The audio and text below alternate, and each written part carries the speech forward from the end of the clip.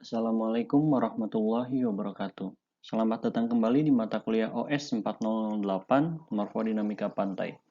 Pada pertemuan kali ini kita akan membahas mengenai coastal protection, khususnya membahas lebih detail mengenai soft engineering. Kali ini akan dibahas lebih banyak mengenai beach fills, dan kemudian adalah hard engineering. Dan pada segmen pertama ini, segmen pembuka, kita akan membahas sedikit mengenai latar belakang mengapa adanya soft engineering dan juga hard engineering pada proses suatu coastal protection. Mari kita mulai. Perlindungan pantai dari pengaruh lautan, yaitu terkait dengan erosi, merupakan salah satu permasalahan yang paling penting atau paling mayor dalam sebuah pekerjaan sipil, atau mungkin dalam hal lain adalah teknik lautan. Dengan adanya fenomena erosi ini, banyak sekali struktur-struktur pantai atau struktur-struktur pesisir yang sangat valuable atau yang sangat berharga seperti rumah, pelabuhan, kemudian properti-properti pesisir lainnya yang terancam. Oleh karena itu, untuk melindungi properti-properti pesisir tersebut, perlu ada suatu usaha untuk mencegah dampak buruk dari sebuah erosi. Pada titik inilah soft engineering dan juga hard engineering atau engineering dan rekayasa secara umum masuk. Sekedar untuk mengingatkan, erosi secara definisi adalah proses di mana pantai kekurangan atau mengalami pengurangan dari sedimennya.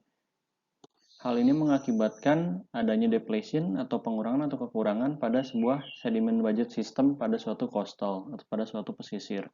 Proses ini atau proses erosi ini menandakan bahwa suatu pantai tidak bisa membalance lagi atau tidak bisa menyeimbangkan lagi energi yang itu diakibatkan oleh gelombang, kemudian arus, atau secara umum adalah fenomena-fenomena laut yang salah satu akibatnya adalah mundurnya garis pantai atau hilangnya pasir pada suatu atau hilangnya sedimen pada suatu pantai.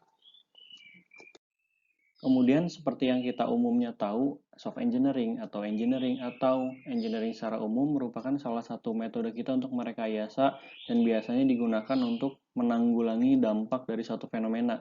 Dalam hal ini adalah fenomena erosi yang disebabkan oleh energi yang berasal dari laut.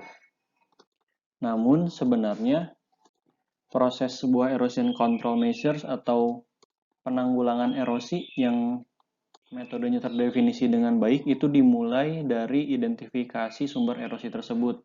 Jadi kita harus membedakan juga mana erosi yang disebabkan oleh natural resources atau natural phenomenon dan juga yang disebabkan oleh human activities atau anthropogenic.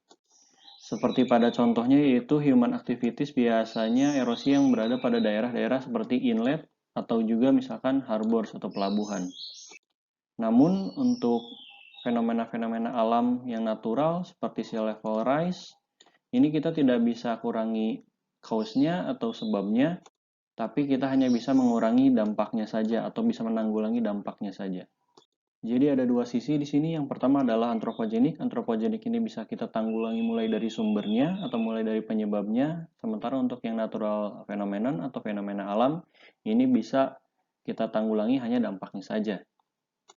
Kemudian setelah kita mengetahui penyebabnya, kita akan bisa tahu mekanisme dari erosi tersebut. Misalkan erosi pada suatu pantai itu lebih banyak disebabkan oleh energi gelombangnya yang sangat besar.